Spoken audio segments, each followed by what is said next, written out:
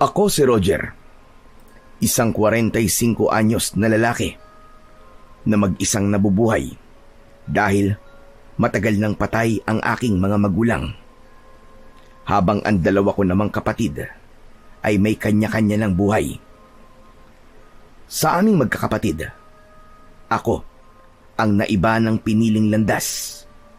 Mas pinili ko kasing manatili sa baryo kung saan kami lumaki dahil ako ang inaasahang manunugis ng aswang doon. Ilang taon na akong mag-isa, kaya naman sanay na ako sa ganoong pamumuhay. Sapat na sa akin ang perang kinikita ko sa pagtatanim ng mga gulay at ibinibenta ko sa baryo namin. Isang gabi, nakahiga ako at nagpapaantok nang napilitan akong bumangon dahil sa mga katok sa pinto ng aking bahay. Pagbukas ko ng pinto ay sumalubong sa akin si Ernie. Siya ang matalik kong kaibigan. Nakasuot siya ng polo at maong na pantalon. Oh, ikaw pala Ernie. Akala ko kung sino na eh. Ano naman kailangan mo? At pumunta ka rito ng ganitong oras. Gabing-gabi na. Gabing-gabi na pala para sa'yo ang 10:00 ng gabi ah. Maaga pa pare. Tara, magbihis ka na. May pupuntahan tayo. Ano? At saan naman tayo pupunta? Ano ka ba? Doon, sa bagong bukas na bar sa bayan. Yung Alindog Nightclub. Ang balita ko marami daw magaganda at sexy na dancer doon. Pambihira ka. Puro ka talaga kalukuhan eh. Kilala mo ko, Ernie. Hindi ako mahilig sa mga ganong klase ng lugar. Ayoko nang maingay. Sus!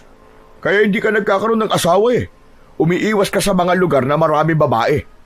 Pare, kailangan mo na maghanap ng babaeng makakasama mo habang buhay. Hindi ka na bumabata ba?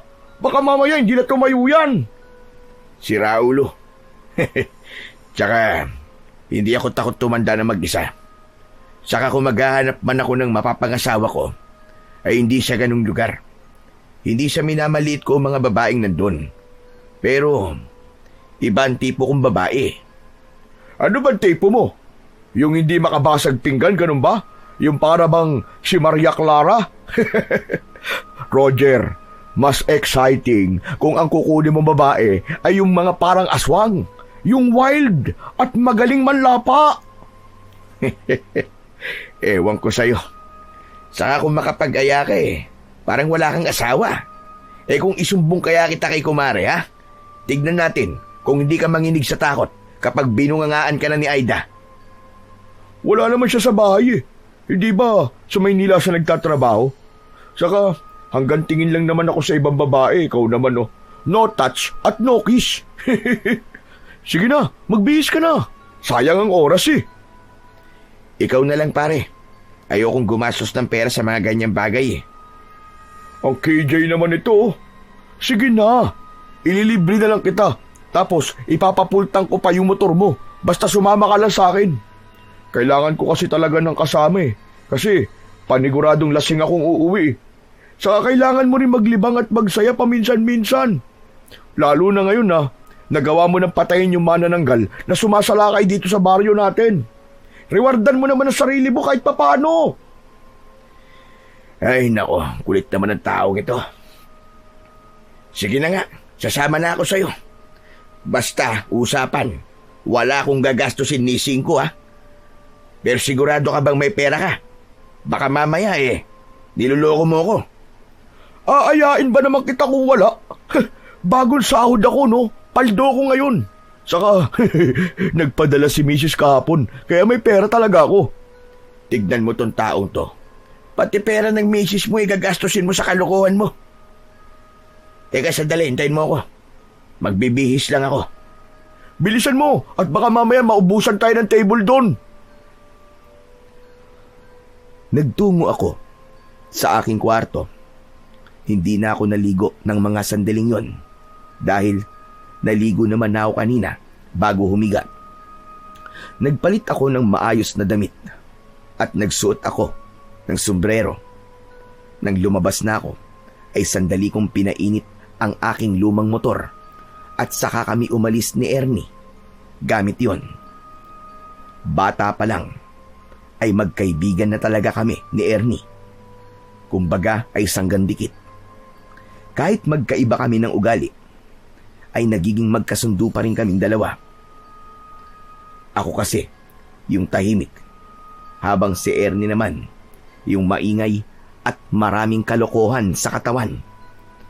Totoo nga siguro yung kasabihan na mas nagkakasundo ang dalawang tao kung magkaiba sila ng ugali. Habang nagmamaneho ako ng motor, ay itinuro sa akin ni Ernie ang daan papunta sa sinasabi niyang bar. Makalipas ang ilang minuto, ay huminto na kami sa tapat ng Alindog nightclub. Sa labas ay may ilang mga babaeng nakasuot ng sexy na damit at may makapal na makeup. Pagbaba namin ng motor, ay agad kaming tinignan ng mga babaeng yon. Pero iwas ako ng iwas ng tingin sa kanila. Sa pagpasok namin sa nasabing bar, ay sumalubong sa amin ang napakalakas na tugtog sa loob nun. Tanging disco lights lang ang ilaw sa loob ng bar. Nakakuha naman kami kagad ng bakanting lamesa na malapit sa harapan ng mababang entablado. Isang waiter ang agad na lumapit sa amin para kunin ang aming order. Umorder si Ernie ng isang crispy pata at isang bucket ng beer. Ayos to pwesto natin, pare. Kitang-kita natin dito ang mga magsasayaw mamaya. Hayop na to. Ikaw pagdating talaga sa mga babae, napakalinaw ng mata mo. Pero uubusin lang natin tong beer na in-order mo, ha? Tapos uuwi na tayo. Sige, pero depende pa rin sa mga mangyayari. Nako, subukan mo lang na may gawing kababalagan at isusumbong talaga kita sa asawa mo, maniwala ka sa akin. Ito naman hindi na mabiro. Saka, loyal ako sa kumari mo, no? Nandito lang naman tayo para magpalipas ng oras at mag-relax-relax kahit papano. Hoy, kilala kita. Iba ka magpalipas ng oras. Talagang gusto mong manood ng mga babaeng nagsasayaw, ha? Natawa na lang si Ernie sa sinabi ko. Maya-maya ay dumating na ang order namin, kaya nakapagsimula na kaming mag-inom.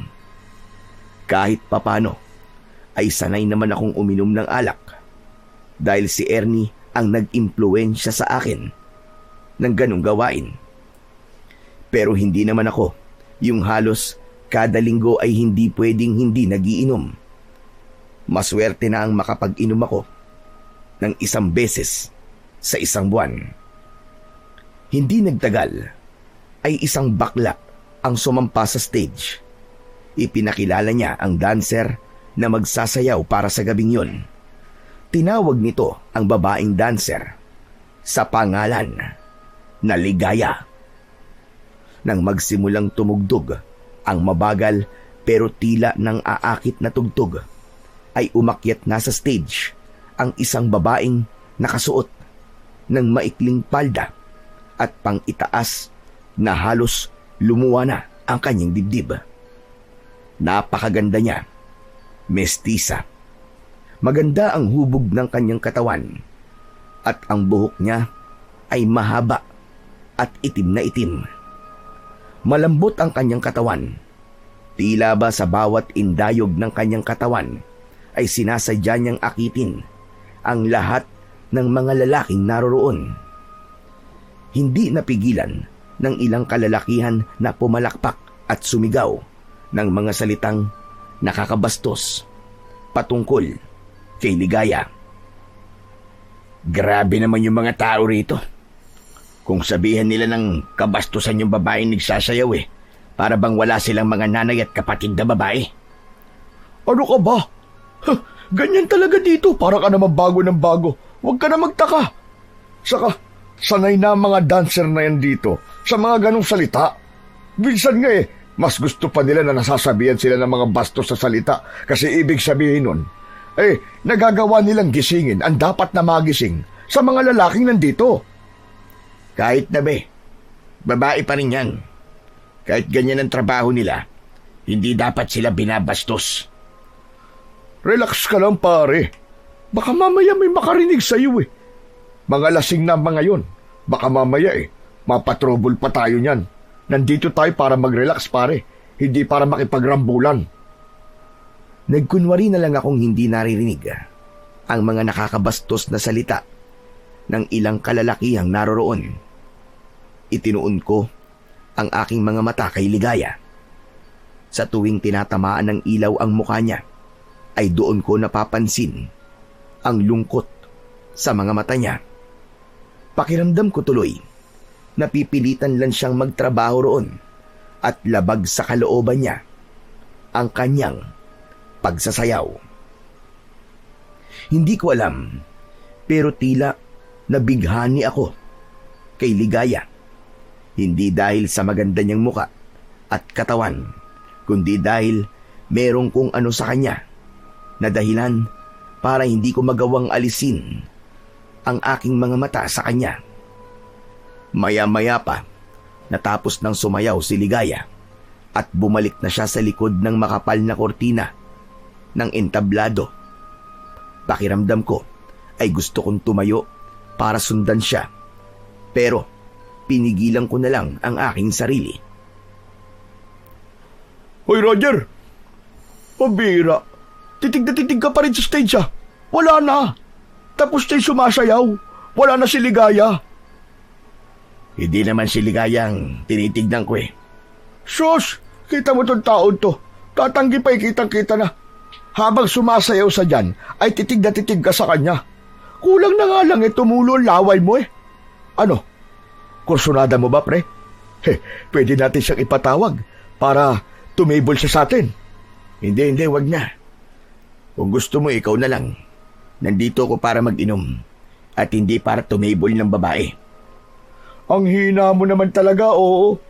Dapat ay nagsasanay ka na rito na makipag-usap sa mga babae para naman makapaghanap ka na ng asawa mo.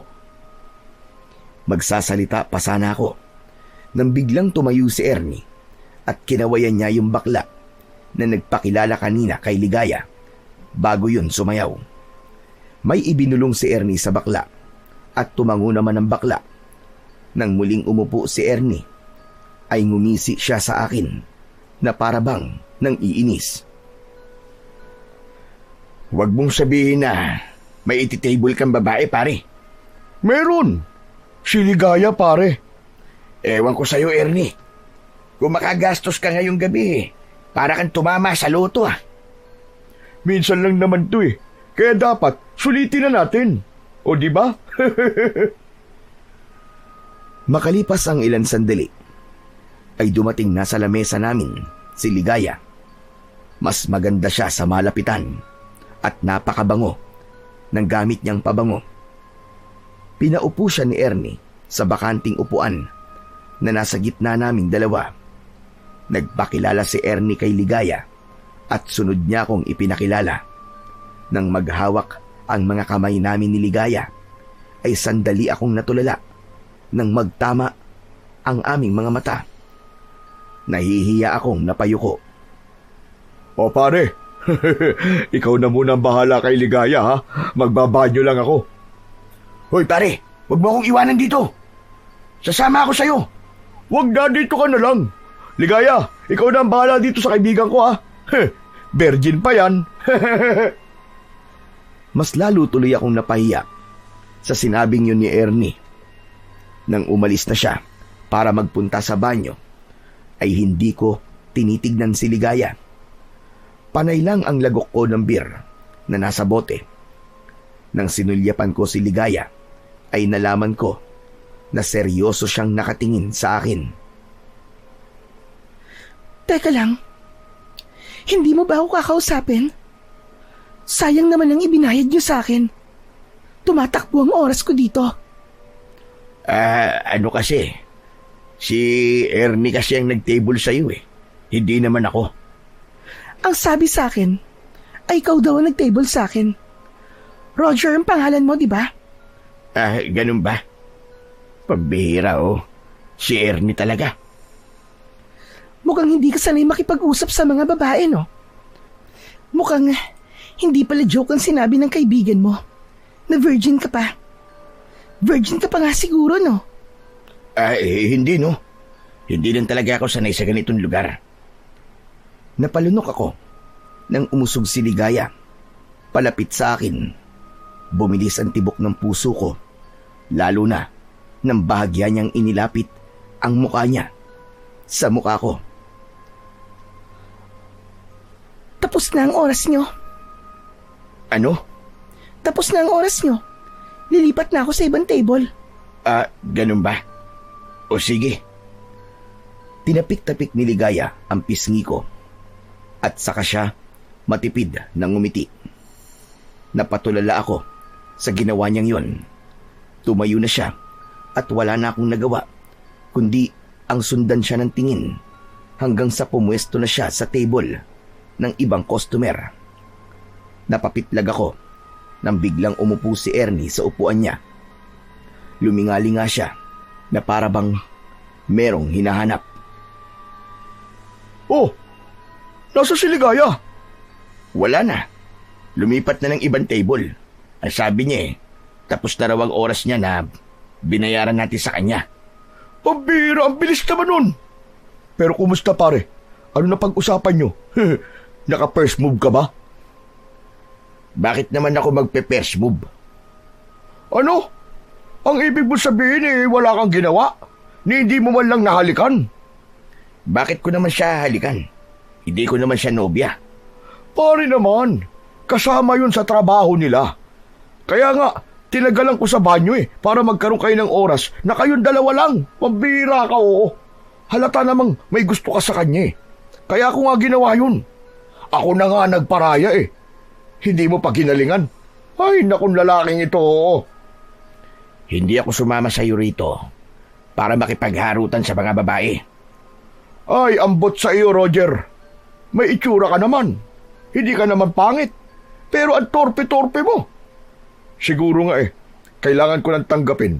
Natatanda kang binata, pare. Hayaan mo. At kami na lang ng asawa ko ang mag-aalaga sa'yo kapag uugod-ugod ka na. Walang masama kung tatanda akong binata. Kung yun ang kapalaran ko, ay tatanggapin ko yun. Ipinakita ko kay Ernie na wala akong pakialam kay Ligaya. Pero kapag may pagkakataon, ay sinusulyapan ko si Ligaya na masayang nakikipagkwentuhan sa mga lalaking customer. Hanggang sa biglang tumingin si Ligaya sa akin at agad kong inalis ang tingin ko sa kanya. Kinabahan ako dahil baka isipin niya na interesado ako sa kanya kasi nakatitig ako sa kanya. Kahit ang totoo ay napukaw naman talaga ni Ligaya ang interes ko. Marami na akong nakilalang babae. May iba na hayagang nagpapakita ng pagkagusto sa akin. Pero hindi ko pinapansin. Pero ibang-iba si Ligaya. Siya lang ang tanging babae na nagawang pabilisin ang tibok ng puso ko.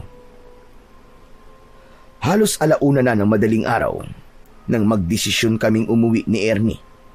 3 bote ng beer lamang ang ininom ko kasi hindi ako pwedeng magpakalasing ng gusto dahil nagmamaneho pa ako.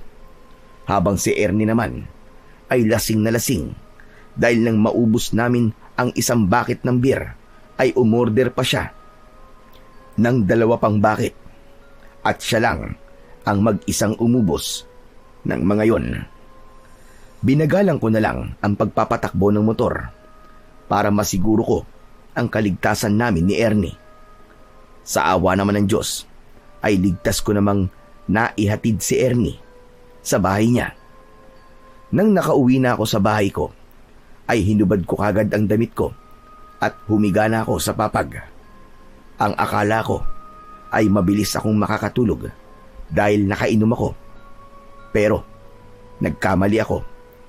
Sa tuwing ipipikit ko kasi ang aking mga mata, ay rumirehistro sa imahinasyon ko si Ligaya. Lalo na ang mapang-akit niyang mga ngiti at ang nangungusap niyang mga mata. Ano bang ginawa mo sa akin, Ligaya? Bakit hindi ka maalis-alis sa isip ko? Pinilit kong pumikit at matulog. Ginawa ko ang lahat para makatulog. Nagawa ko namang makatulog pero ang huling nasa isip ko ay walang iba kundi si Ligaya. Pagsapit ng umaga ay maaga pa rin akong nagising kahit na madaling araw na akong nakatulog. Nagkape muna ako at saka ko inasikaso ang taniman ko ng mga gulay. Nagdilig ako at siniguro ko na walang mga peste sa mga gulay na tanim ko. Habang ginagawa ko yon, ay dumating ang isang matandang lalaki. Siya ang kapitan sa aming baryo. Ang pangalan niya ay Kapitan Isko. Hindi lang siya ang namumuno sa aming baryo, kundi isa rin siyang albularyo na may malawak na kaalaman sa panggagamot. Napansin ko ang isang sako na dala niya, kaya inihinto ko muna ang aking ginagawa para tulungan siya sa kanyang dala. Ngunit nang tutulungan ko na siya, ay bigla niyang ibinaba ang sako. Ay nako, napakabigat naman ito. Ano ho ba kasing laman yan sako, Kapitan? Abe, kung ano-ano lang. Mga saging, nyog, iba't ibang mga gulay, at yung iba ay hindi ko na matandaan. Iba na talaga kapag tumatanda. Nagiging makakalimutin na. Kapitan, mukhang magtitinda na naman kayo pagbebentahan niyo ba ako? Hindi pambenta ang mga yan. Para sa'yo ang lahat ng nasa loob ng sako na yan. Nag-ambag-ambag kasi kami ng mga tao rito, Roger, para maibigay sa'yo ang mga yan. Ano ho? Abe, para saan naman ho? Aba, talagang nagtatanong ka pa? Eh di para sa pagkakapatay buron sa manananggal na ilang buwan din na merwisyo dito sa atin. Yan ang paraan ng mga tao para makabawi sa kabayanihan na ginawa mo. Naku, nakakatuwa naman ho. Pakisabi po sa kanila na marami pong salamat. Pero hindi na nila kailangan gawin yan. Hindi po ako humihingi ng kahit na anong kapalit sa ginagawa ko pong pakikipaglaban sa mga aswang.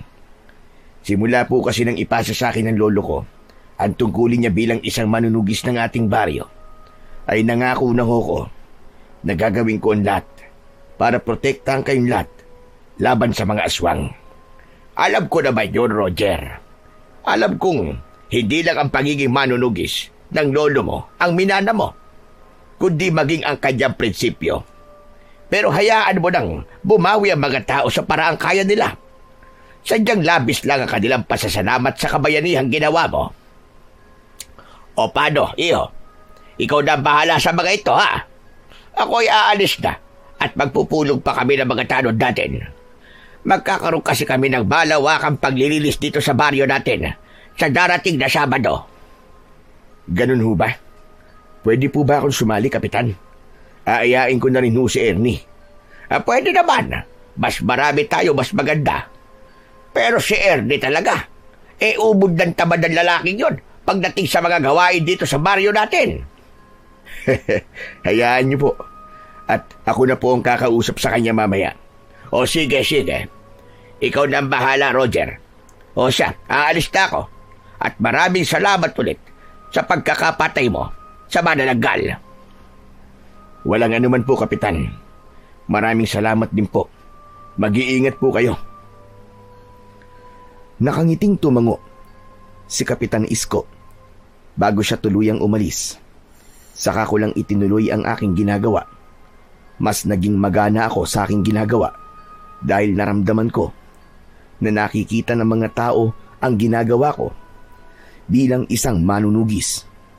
Napakalaking bagay na para sa akin ang paraan ng kanilang pagpapasalamat dahil hindi ko na po problemahin ang pagkain ko ng ilang araw. Sa araw din na yon ay pinuntahan ko si Ernie sa bahay niya upang sabihan na kailangan naming tumulong sa paglilinis sa aming baryo sa darating na Sabado.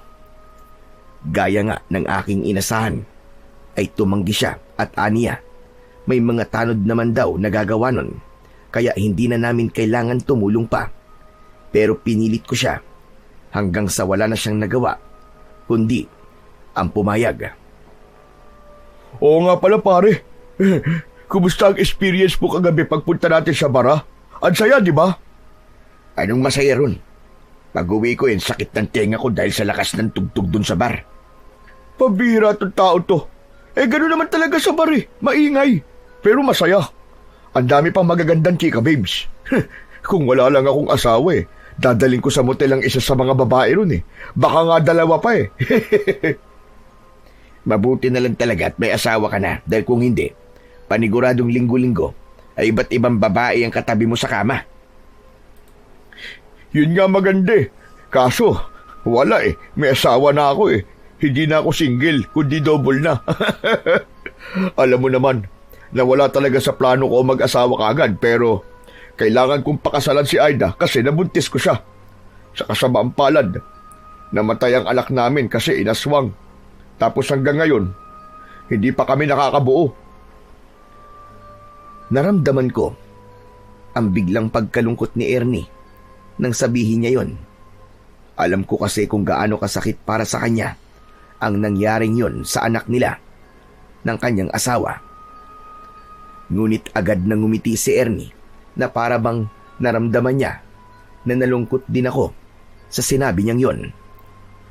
Pero pare, salamat kasi pinatay mo yung aswang na dahilan ng pagkamatay ng anak namin ni Aida. Nang dahil doon, nakaganti rin kami kahit papano. Ay maiba ako pare.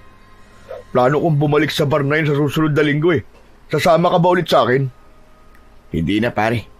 Ikaw na lang yung pumunta ron. Ha? Abay bakit naman? Hindi ka ba talaga nag-enjoy doon? Hindi mo ba namimiss si Ligaya? Si Ligaya? Bakit ko naman siya mamimiss? Sus! Kunwari ka pang wala lang sa'yo si Ligaya. Pero kagabi, ang lagkit ng pagkakatitig mo sa kanya. Saka nung nagpalipat-lipat na siya ng table, ay panay ang tingin mo sa kanya na para bang nagsiselos ka. Kasi, iba't ibang lalaki ang kausap niya. Hoy, hindi ako nagsiselos, no? Saka bakit naman ako magsiselos? Hindi ko naman siya nobya. Kaya nga, ligawan mo na siya pare. Malay mo, may gusto rin siya sa'yo, di ba? Isipin mo pare eto. Kung si Ligaya mapapangasawa mo, sigurado ako na magiging maganda at gwapo ang mga anak nyo. Mestiza at maganda si Ligaya. Ikaw naman, masasabi ko naman na hindi ka naman pangit. Malakas nga ang dating mo sa mga babae, di ba? Hindi ba sabi ko, kung magkakaroon ako ng asawa, ay hindi yung nagtatrabaho sa bar. Alam mo naman ang mga tao rito sa atin kapag nalaman nila na sa ganun nagtatrabaho ang isang babae, ay iba na kagad ang tingin nila. Ayoko yung mapapangasawa ko huhusga ng mga tao kasi paniguradong mapapaaway lang ako. Hindi mo na dapat iniisip ang sasabihin ng ibang tao Basta kung masaya ka, wala na silang pakialam doon. Saka, kung palagi mong iisipin na sasabihin ng mga tao, ay hindi ka magiging masaya pare, maniwala ka sa akin. Bigla ka namang naging malalim magsalita ngayon Iba ka talaga paring Ernie. Basta, babalik ako sa bar na yun at hindi pwedeng hindi ka kasama, okay? Bahala ka sa buhay mo pare. Basta hindi na ako sasama. Maghanap ka na lang ng ibang maisasama mo na parehas ng trip mo sa buhay. Matapos yun, ay nagpaalam na ako kay Ernie. Habang naglalakad ako, ay tila nawala ako sa aking sarili nang bigla kong maalala si Ligaya. Ang totoo, ay gusto ko ulit siyang makita. Pakiramdam ko kasi, ay nagkaroon kagad ako ng espesyal na pagtingin sa kanya sa unang beses na nakita ko siya. Pero alam ko na kailangan kong pigilin ang aking sarili dahil sigurado ko na mas lalo akong mahuhulog sa kanya kapag mas naging madalas ang pagkikita naming dalawa. Sa mga sumunod na araw ay ginawa ko ang lahat para maging abala. Sa tuwing wala kasi akong ginagawa ay hindi pwedeng hindi papasok sa isip ko si Ligaya. Minsan nga, kahit may ginagawa ko, ay bigla na lamang sisingit sa utak ko ang maganda niyang muka. Bago naman ako matulog, hindi pwedeng hindi ako mag-iimahinasyon kung ano kami kapag naging magkasintahan o mag-asawa na kaming dalawa. Nang dahil sa nangyayaring yun, ay napagtanto ko na walang silbi na pigilan ko ang nararamdaman ko para kay Ligaya dahil mas lalo yung nagkukumawala. Hanggang isang gabi, bigla akong bumangon at nagbihis. Hindi ko na kasi kayang pahirapan pa ang sarili ko. Alam ko na ang makakapagpatahimik lang sa akin ay ang makita ko at makausap si Ligaya. Gamit ang aking motor ay mag-isa akong nagtungo sa bar kung saan siya nagtatrabaho. Hindi ko na isinama si Ernie dahil ayokong alaskahin niya ako kasi kinain ko ang aking sinabi na hindi na ako babalik sa bar na yon. Pagdating ko sa bar ay pumuesto ko malapit sa entablado. Hindi nagtagal ay sumayaw na si Ligaya sa harapan ng lahat. Nang makita niya ako ay tila nang aakit niya akong tinignan. Naubos ko tuloy kagad ang isang bote ng beer dahil sa pagbaha ng tensyon sa aking katawan. Nang natapos ng magsayaw si Ligaya, ay agad kong kinausap yung bakla na kinausap nun ni Ernie at sinabi ko sa kanya na gusto kong itable si Ligaya. Hindi nagtagal ay dumating na si Ligaya. Mapanukso siyang ngumiti sa akin. Sabi ko na nga be, babalik ka dito, Roger. Bakit? Sanay ka na bang binabalikan ka ng mga lalaki rito? Hindi naman. Naramdaman ko lang na babalik ka. At hindi nga ako nagkamali. Kumusta ka na pala, Ligaya? Ayos lang naman ako. Ikaw ba? Kumusta? Ayos lang din. Isang mahabang katahimikan ang namagitan sa amin ni Ligaya. Alam ko na kailangan ko siyang kausapin dahil baka isipin niya na boring akong katable pero wala na akong maisip na itatanong sa kanya. Inabot na naman ako ng pagiging mahiyain at torpe ko. Halos hindi rin ako makatingin kay Ligaya. Hanggang sa napansin ko ang mga pasa ni Ligaya sa kanyang magkabila ang braso. Napansin niya na nakatingin ako roon kaya tinakpan niya ang mga pasa niya gamit ang kanyang mga kamay. Ligaya, ano nangyari sa'yo? Bakit ang dami mong pasa sa braso? Ha? Wala ito, Roger.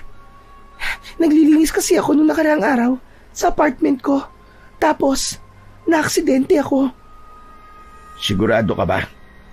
Parang hindi kasi ang pasa na nakuha sa isang aksidente. Ano bang alam mo sa mga pasa? Doktor ka ba? Hindi naman. Mag-isa ka lang ba sa apartment mo? Oo. Dapat pala may kasama kang lalaki para merong gagawa ng mabibigat na gawain para sa'yo. Sa payat kasi ng katawan mo, paniguradong hirap ka sa ibang gawain. Tignan mo nangyari sa'yo. Na-aksidente ka pa tuloy. Hindi naman. Saka, hindi naman talaga naiiwasan ng aksidente. Kaya nga tinawag na aksidente, di ba? Isa pa, hindi ko kailangan ng lalaki sa buhay ko.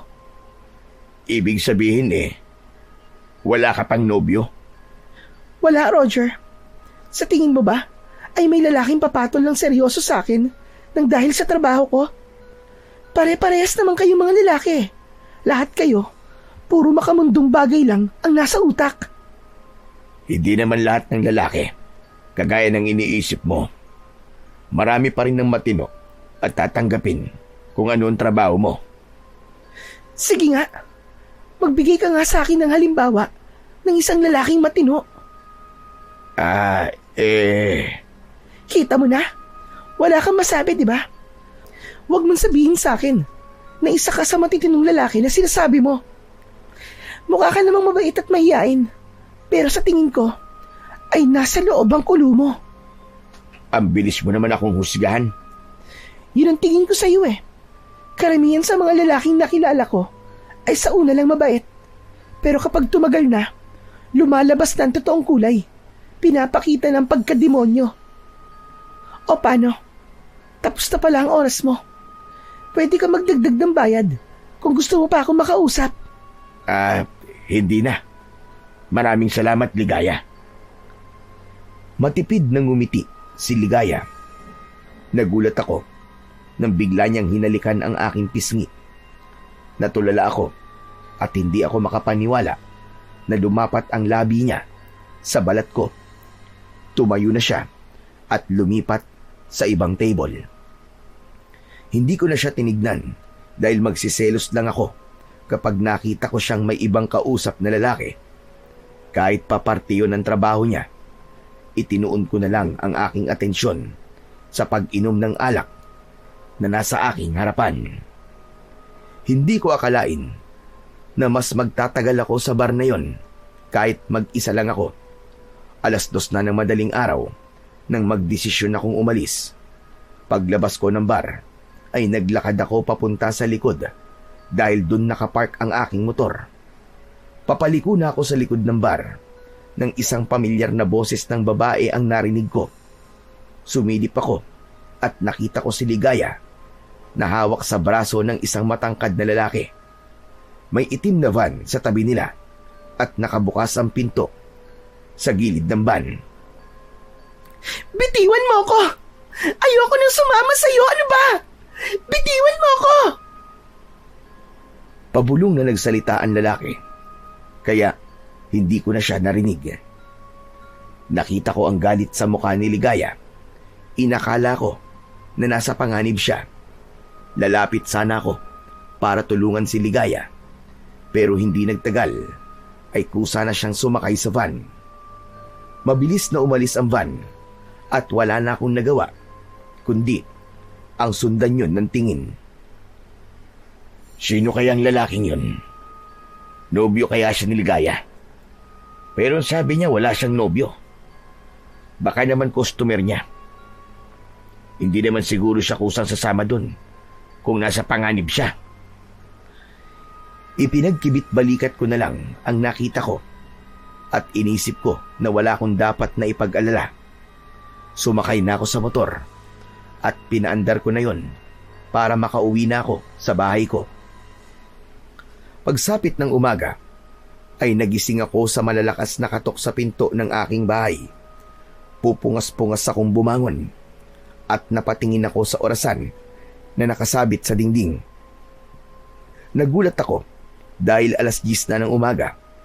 Mabilis akong bumangon at binuksan ko ang pinto. Nakita ko ang kumpare kong si Ernie na may dalang walis tingting at daspan. O Ernie, ikaw pala. Ano kailangan mo? Nakalimutan mo na ba? Sabado ngayon, pare. Hindi ba maglilinis tayo sa buong baryo? Ikaw ang nagkaya sa akin tapos ikaw pa tong nakalimot. Pabihira tong taon to, oh. Naku, oo nga pala. Sabado nga pala ngayon. Nakalimutan mo nga. Saka, mukhang bagong gising ka pa lang, ah. Nagpuwet ka siguro kagabi, no? Huwag ka ng maraming tanong. Magpapalit lang ako ng damit. Mamaya na ako maliligo.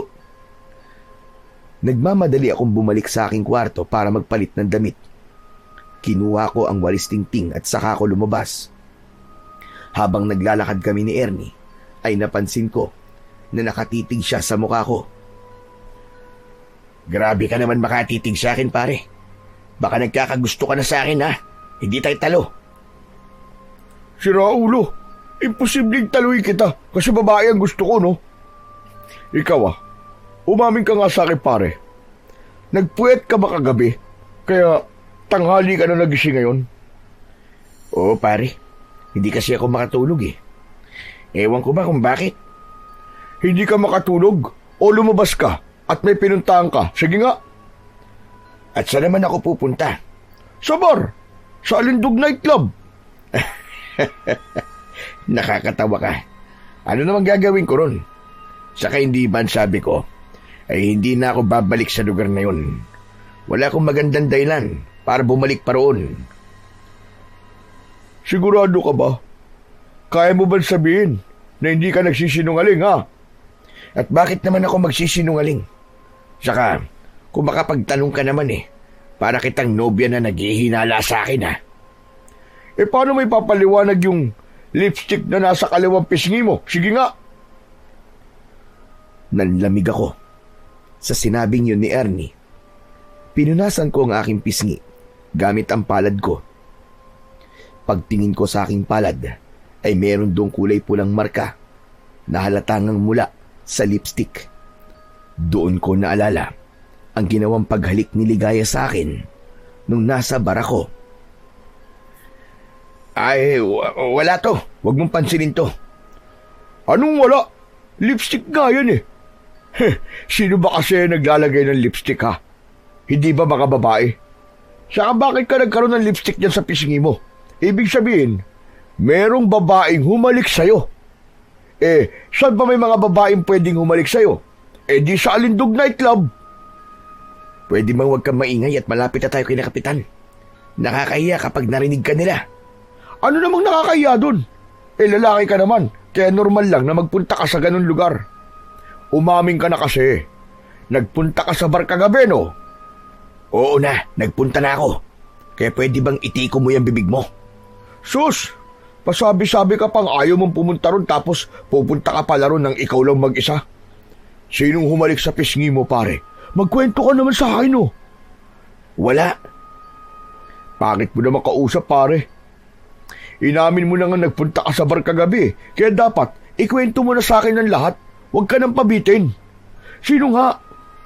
Alam ko na. Si Ligaya ba? Ay, nako, kulit. Oo, pare. Si Ligaya. Anak ng, ang lakas mo pala, pare. Grabe. Biruin mo. Hinalikan ka niya sa pisngi. Pero, sa pisngi lang ba? Nagtaka ko nang biglang itinaas ni Ernie ang damit ko at tinignan niya ang katawan ko. Nainis ako sa ginawa niya, kaya bahagya ko siyang itinulak. Hoy, ano ba? Ano bang ginagawa mo? Chinecheck ko lang kung meron kang kiss mark. Baka kasi hindi lang halik sa pisngi ang ginawa sa'yo ng babaeng yun eh. Baka mamaya nag-check-in din kayo eh. Hoy, walang ganun ano. Nagpunta lang ako ron kasi gusto ko nang kausap. Sus! Tama na ang palusot mo, pare. Alam ko naman, kaya ka pumunta ron ay dahil namimiss mo si Ligaya. Pero pare, wala kang dapat na ikahiya sa akin kung pumunta ka man sa bar para lang makita si Ligaya. Binata ka at walang sabit. Ang saya ko nga kasi sa wakas ay nagkaroon ka na ng interes sa isang babae. Sa totoo lang, pare, alam mo, hindi ko rin maintindihan ang sarili ko eh. Simula kasi nang nakilala ko si Ligaya, ay hindi na siya maalis-alis sa isip ko. Hanggang sa kagabi, ay nagdesisyon na akong bumalik doon sa bar para lang makita at makausap siya. Ano naramdaman mo, pare, nung nakausap mo na siya? Siyempre, masaya. Kaya lang, hindi ko nasabi yung mga gusto kong sabihin sa kanya. Kasi naunahan ako ng hiya eh. Ano ba kasi gusto mo sabihin sa kanya? Gaya ng may gusto ko sa kanya. Ayan na nga, ayan na nga. Ay, Diyos ko! Nai-inlove na nga kumpare ko. Salamat sa Panginoon dahil dumating na ang babaeng magpapaibig sa'yo. Normal lang yan na mahiya ka. Pero kailangan mong labanan yan, pare. Tandaan mo, napakagandang babae ni Ligaya, pare. At hindi imposible na ikaw lang ang lalaking nagkakagusto sa kanya. Kaya dapat ay magpakitang gilas ka sa kanya. Hayaan mo, pare. Sa susunod na linggo ay pupunta tayo ron. Kailangan kasama mo ako, ha? Para naman matulungan kita. Bibigyan kita ng mga diskarteng malupit. Sa kabila ng mga sinabing yun ni Ernie, ay hindi pa rin nadagdagan ang lakas ng loob ko na ipaalam kay Ligaya ang nararamdaman ko para sa kanya. Alam ko kasi na walang tiwala si Ligaya sa mga lalaki at may posibilidad din na nobyo niya yung lalaki na nakita kong kasama niya sa likod ng bar. Pwede naman kasi na sinasabi niya lang na wala siyang boyfriend dahil baka mawalan sa kanya ng gana ang mga customer niya sa bar kapag nalamang meron na pala siyang nobyo. Hindi nagtagal ay nakarating na kami ni Ernie sa plaza kung saan naroon sina Kapitan Isko at ang mga tanod. Matapos sabihin ni Kapitan Isko ang mga dapat naming gawin, ay nagsimula na kami maglinis sa aming baryo. Pero kahit abala ko sa aking ginagawa, ay hindi pa rin nawala sa isipan ko si Ligaya. Kung pwede ko nga lang siyang makita ng oras na yon, ay ginawa ko na. Matapos namin maglinis sa aming baryo, ay nagpamerienda ng tinapay at soft drinks sa amin si Kapitan Isko. Pagkatapos kong kumain ay umuwi na ako sa bahay at doon ko napansin nakakaunti na lang pala ang mga delata na nakatabi sa aking kabinet. Naisip ko na magtungo sa bayan para bumili. Mas mura kasi ang mga delata roon. Hindi na ako gumamit ng motor at mas pinili ko na lang na sumakay ng tricycle. Pagdating ko sa bayan ay naglakad na ako papunta sa isang grocery store. Pero bago ako makarating doon ay nadaanan ko ang bar kung saan nagtatrabaho si Ligaya. Nakita ko yung bakla na nagtatrabaho sa bar na naninigarilyo sa labas. Sa kagustuhan kong makita si Ligaya ay lumapit ako sa bakla. Tinanong ko kung nasa bar ba si Ligaya. Gusto ko kasing makasiguro na ligtas siya matapos nang nakita kong pagsakay niya sa van nung madaling araw. Ayon sa bakla, ay wala sa bar si Ligaya at malamang daw ay naroon nito sa apartment nito. Sinabi sa akin ng bakla ang lokasyon ng apartment ni Ligaya, kapalit ang 500 piso. Hindi na muna ako pumunta sa grocery store. Malapit lang kasi mula roon ang apartment ni Ligaya at pwedeng lakarin. Halos 10 minuto akong naglakad bago ko narating ang apartment ni Ligaya. Medyo luma na yon at walang gate. Tumapat ako sa pinto ng apartment ni Ligaya. May numero kasi yon sa pinto at yun ang numerong sinabi sa akin ng baklang nakausap ko. Huminga muna ako ng malalim at nag-ipon ng lakas ng loob bago ako kumatok. Maya-maya pa ay marahang bumukas ang pinto at sumilip si Ligaya. Nagulat siya nang makita niya ako.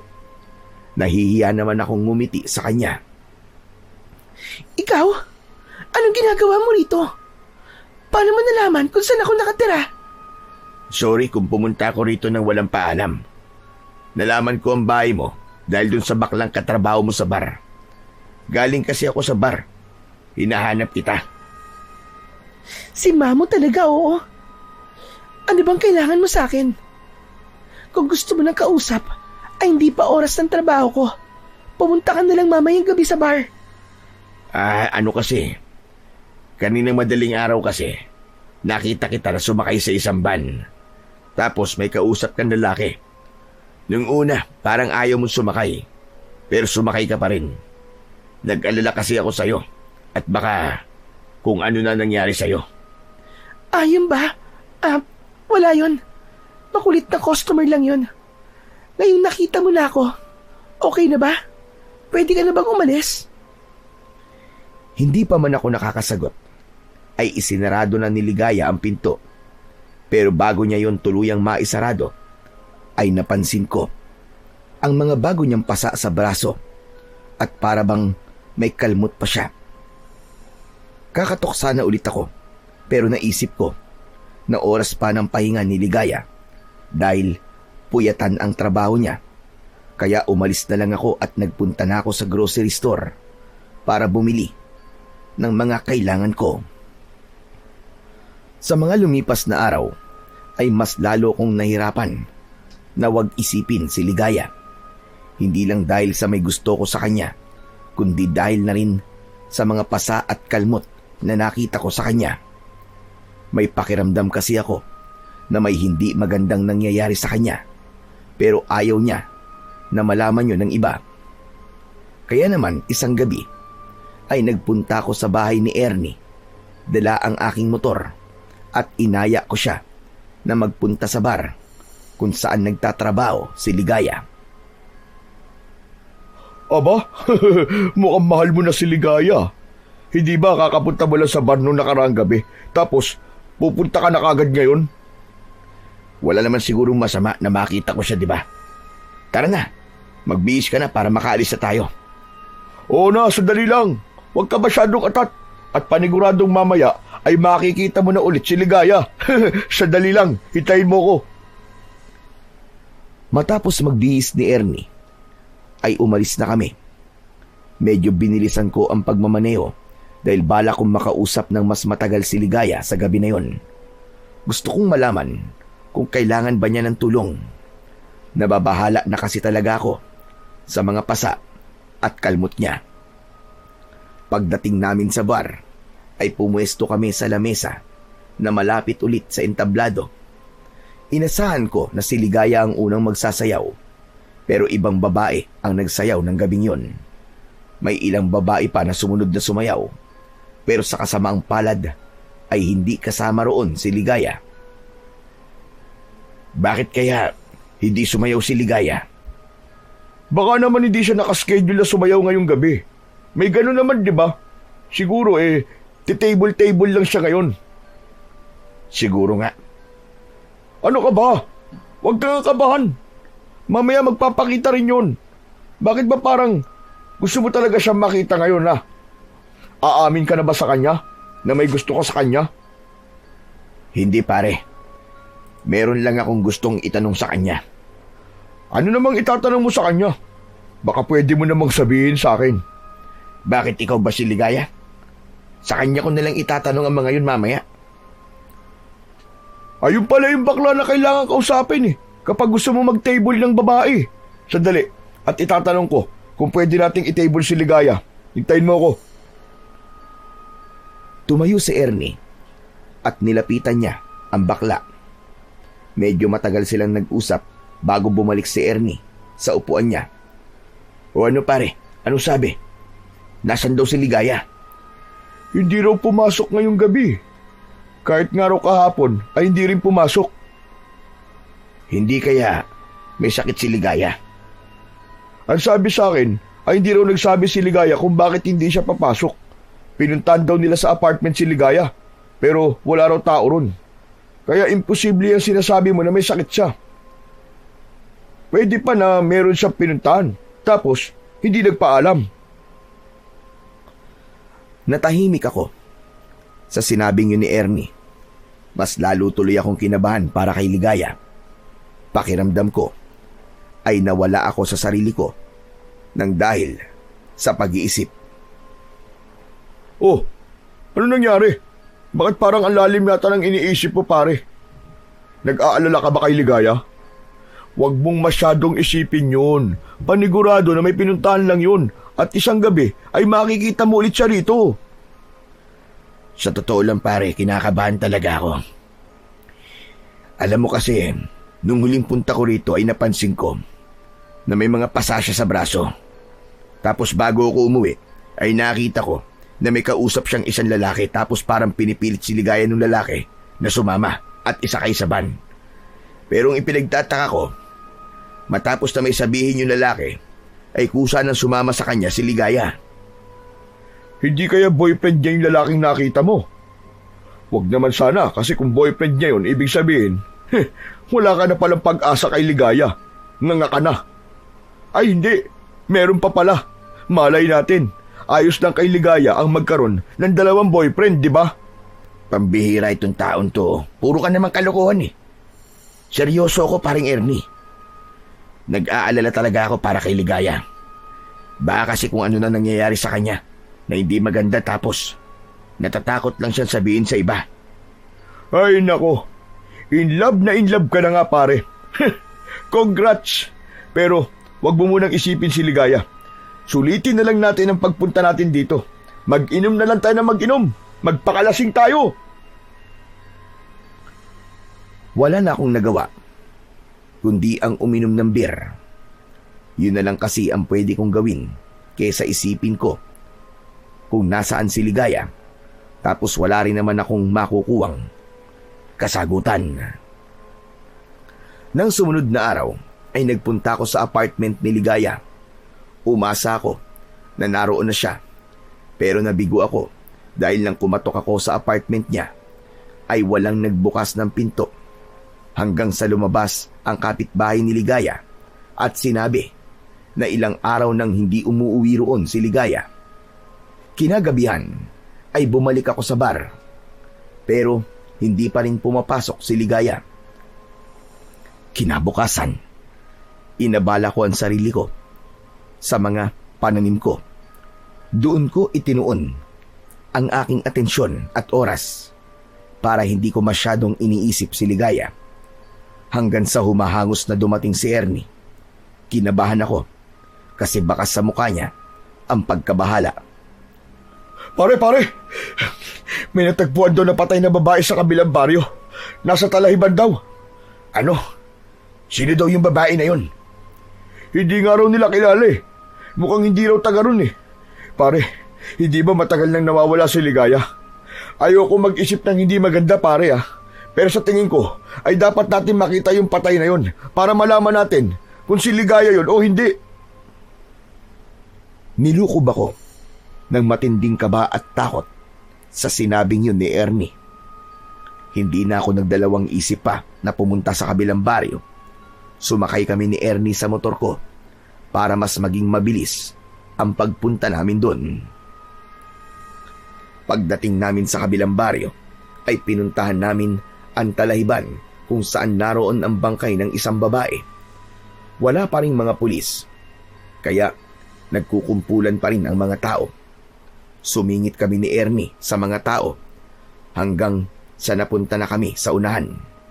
Tumambad sa amin ang isang bangkay ng babae na nakatihaya sa Talahiban. Puno ng pasa at kalmot ang buo niyang katawan. Wala rin siyang saplot. Malinaw na pinahirapan at pinagsamantalahan ang babae bago yun namatay.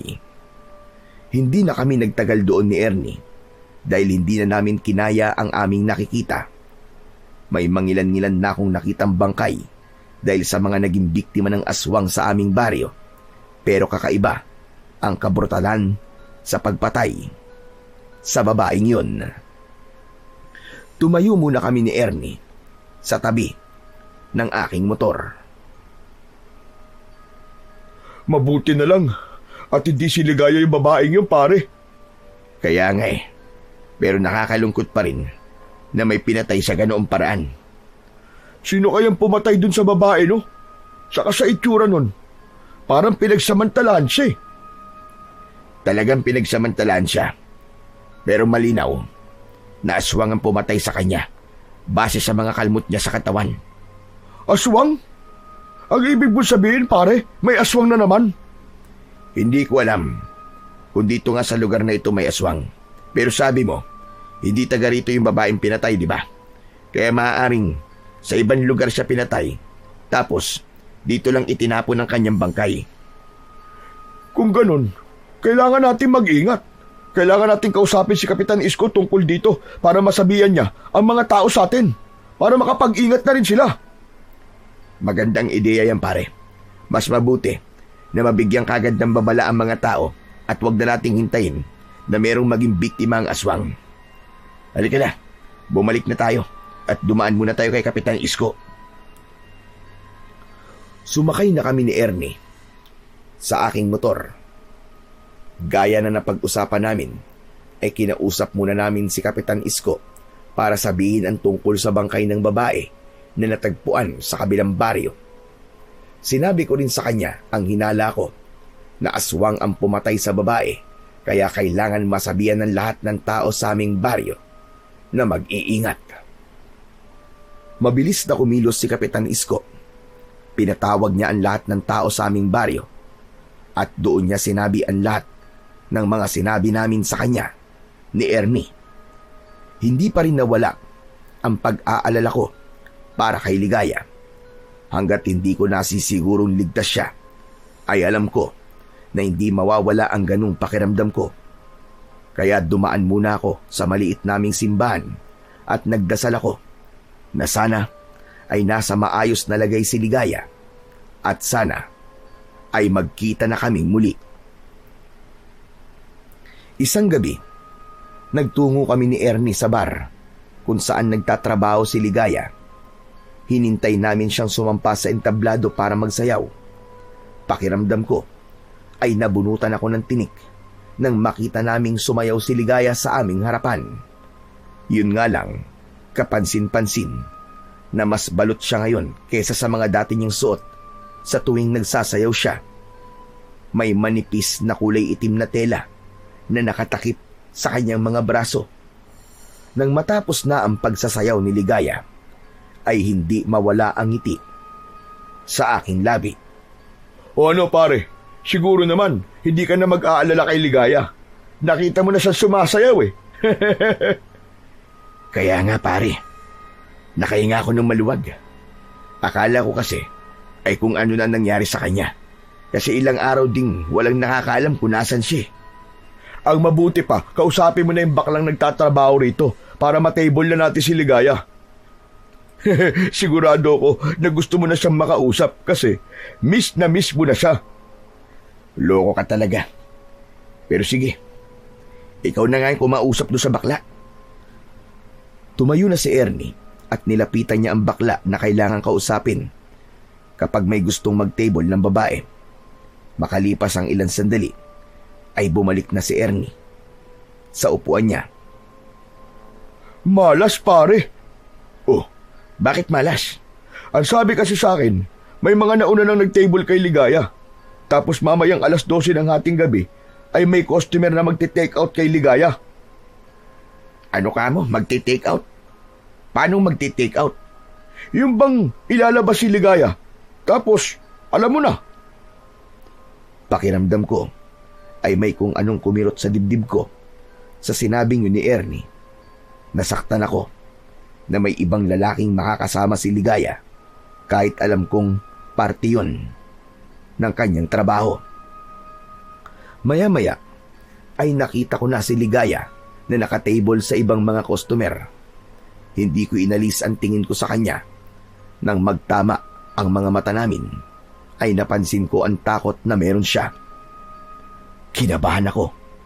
Gusto ko siyang lapitan pero hindi ko magawa dahil baka mabastusan ang mga customer niya. Kapag ginawa ko yun, pagsapit ng 12:00 ng hating gabi, ay nakita kong lumabas si Ligaya ng bar. Sakto na nagpaalam sa akin si Ernie na magpupunta siya sa banyo. Kaya naman, nagkaroon ako ng pagkakataon na lumabas para sundan si Ligaya. Gusto ko kasi siyang kausapin kahit sandali lang bago siya sumama sa customer na kailangan niyang samahan. Nagtungo si Ligaya sa likod ng bar at naroon ulit ang van na sinakyan niya noon. Bumaba mula roon yung matangkad na lalaki. Hindi ako gumalaw sa aking kinatatayuan at nag-obserba muna ako. Narinig ko na pinapasakay ng lalaki si Ligaya sa van. Parang awa mo na. Ayoko na sumama sa inyo. Ayoko na ng pinapagawa niyo sa akin. Sabi ng lalaki na hindi maaaring tumanggi si Ligaya dahil bayad na ito. Ibabalik ko na lang ang perang binayad niyo sa akin. Kahit pa unti-unti. Basta't pabayaan niyo na ako. Tumanggi ang lalaki. Sinabi niya na kung hindi sasama si Ligaya, ay alam na ni Ligaya ang mangyayari. Nang nakita kong umiiyak na si Ligaya at takot na siya, ay dun na ako nagdesisyon na makialam. Nilapitan ko sila at sabay silang napatingin sa akin. Nagulat si Ligaya nang makita niya ako. Roger, anong ginagawa mo rito? Sinundan kita kasi sana gusto kitang makausap. Sino ba itong lalaki na ito? Pare, kung ayaw sumama sa'yo ni Ligaya, huwag mo nang pilitin. Marami pa namang ibang babae sa loob ng bar eh. Alam mo pare, kahit nagtatrabaho siya sa bar, may karapatan pa rin siyang tumanggi sa'yo. Roger, umalis ka na. Okay lang ako. Okay? Hindi ka okay, Ligaya. Ang tagal mong nawala. Tapos, pagpasok mo, ang dami mong pampasa sa braso. May mga kalmot ka pa nga eh. Hindi ako naniniwalang ayos ka lang. Bakit ka ba nakikialam? Sinabi nang umalis ka na eh. Hindi kita kailangan. Alam kong hindi ka okay, Ligaya. Halika, sumama ka na sa akin. Bumalik na tayo sa loob. Ramdam na ramdam ko ang takot ni Ligaya sa lalaking nasa harapan namin. Alam ko na kung siya lang ang masusunod, ay hindi siya sasama sa lalaking yon. Hinawakan ko ang braso ni Ligaya. Hihilahin ko na sana siya paalis. Pero natigilan ako nang may 4 pang lalaki ang bumaba mula sa van. Pinalibutan nila kami ni Ligaya. Lahat sila ay nakatingin na masama sa akin na para bang anumang sandali ay may gagawin na silang hindi maganda. Roger, ano ba? Hayaan mo na ako. Hindi sila masasamang tao. Customer lang sila sa bar. May utang lang ako sa kanila kaya kailangan kong pagbigyan kung anong gusto nila. Pilit na inalis ni Ligaya ang kamay ko sa braso niya. Nang makawala siya sa akin, ay nagmamadali siyang sumakay sa van. Nanatili ang mga lalaki na nakapaligid sa akin. Inihanda ko ang aking sarili kung sakaling may hindi sila magandang gagawin sa akin. Ano ba? Sasama na ako sa inyo. Pabayaan niyo na siya. Umalis na tayo. Matapos sumigaw ni Ligaya, ay sumakay na ang mga lalaki sa van at mabilis siyang umalis. Gusto ko sanang sundan kung saan nila dadalhin si Ligaya, pero naisip ko na kailangan kong pagplanuhan ang aking susunod na hakbang para malaman kung ano ba talaga ang nangyayari kay Ligaya. Hindi ako maaaring sumabak sa gera na wala man lang akong dalang bagay na magagamit ko para ipagtanggol ang aking sarili at si Ligaya. Hindi na ako nagtagal doon at naglakad na ako pabalik sa loob ng bar. Pero nang papasok na ako, ay nakasalubong ko si Ernie. O pare, nandiyan ka lang pala eh. Siya ka ba nanggaling? Kanina pa kita hinahanap, pambihira ka. Sa labas lang pare, nagpahangin. Pambihira, akala ko naman iniwan mo na ako dito. Nag-bail out na tuloy ako at uuwi na sana ako eh. Buti na lang nakita kita. Pero bakit parang wala ka sa sarili mo pare? May nangyari ba? Wala pare. Medyo lasing na ako eh. Nahihilo na ako ng konti. O ano? Kayang pa bang mag-drive? Baka naman maaksidente tayo niyan ha? Huwag ka mag-alala pare, kaya ko pa mag-drive. Tara na, umuwi na tayo. Nagtungo na kami ni Ernie sa likod ng bar kung saan nakapark ang motor ko. Habang nagmamaneho ko, ay si Ligaya pa rin ang iniisip ko. Ipinagdasal ko na sana ay walang masamang nangyayari sa kanya at totoo ang sinabi niya na ayos lang siya. Kinabukasan ay hindi pa rin nawala ang pag-aalala ko para kay Ligaya dahil alam ko na hindi ako matatahimik hanggat hindi ko nalalaman kung ligtas siya o hindi. Kaya naman, nagdesisyon akong puntahan siya sa kanyang apartment. Ginamit ko ang motor ko para mabilis ko siyang mapuntahan. Pagdating sa apartment ni Ligaya, ay agad akong kumatok sa pinto. Walang sumagot sa loob at wala ring nagbukas ng pinto. Aalis na sana ako kasi naisip ko na baka wala roon si Ligaya. Pero napahinto ako nang nakita ko ang sapatos ni Ligaya na nasa labas ng kanyang apartment. Pinihit ko ang doorknob at nang malaman kong hindi nakalak yun, ay hindi na ako nagdalawang isip na buksan ang pinto. Pumasok ako at sumalubong sa akin ang kadiliman. Nakasarado kasi ang lahat ng bintana, kaya halos walang liwanag na pumapasok doon. Kinapa ko ang switch ng ilaw sa may tabi ng pintuan at agad kong binuksan ang ilaw. Nang bumaha ang liwanag sa buong apartment, ay nagulantang ako nang nakita ko si Ligaya na nakahandusay sa sahig. Puno ng pasa ang buong katawan niya at may mga sariwa siyang sugat na mukhang mula sa kalmot. Nag-aalala ko siyang nilapitan, binuhat ko siya at maayos ko siyang inihiga sa sofa. Marahan kong tinapik ang pisngi ni Ligaya. Ligaya? Ligaya, gising. Ligaya, gumising ka. Roger, ikaw na naman. Pasensya ka na kung pumasok ako sa apartment mo. Kagabi pa kasi ako nag-aalala sa'yo eh. Kailangan kitang dalhin sa ospital. Hindi. Ayoko. Huwag mo kong dadalhin sa ospital. Hindi pwede, Ligaya. Kailangan magamot ang mga sugat mo. Kapag dinala mo ako sa ospital, sigurado ako na tatawag sila ng mga pulis dahil sa mga sugat na meron ako. Ayokong malaman ito ng mga pulis. Kaya nakikiusap ako sa'yo. Huwag mo akong dadalhin sa ospital, parang awa mo na, Roger.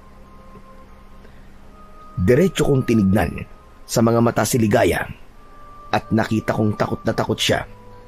Mabilis ako nag-isip na pagtanto ko na baka kapag may mga pulis na nakialam sa nangyayari kay Ligaya ay mapahamak siya. Kaya kahit gusto ko siyang dalhin sa ospital, ay inalis ko na yon sa aking isipan.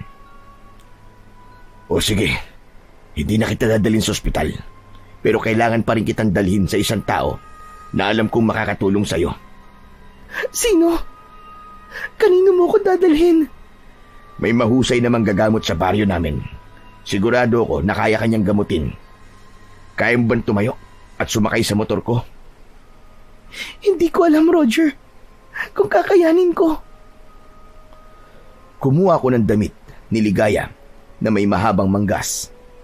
Isinuot ko yun sa kanya para maitago ang mga sugat niya. Matapos yun, ay inalalayan ko siya at isinakay sa aking motor. Bago ko pinaandar ang motor ko, ay siniguro ko na hindi siya mahuhulog habang nakaangkas. Naging maingat din ako sa pagmamaneo at palagi kong kinakausap si Ligaya para hindi siya makatulog o mawalan ng malay. Nang nakarating na kami sa baryo namin, ay dumiretso kami sa bahay ni Kapitan Isko. Habang inaalalayan ko si Ligaya papunta sa bahay ni Kapitan, ay lumabas si Kapitan Isko sa bahay niya at nagulat siya sa kanyang nakita. Diyos ko! Sino yung kasama mo, Roger? Kaibigan ko po, Kapitan.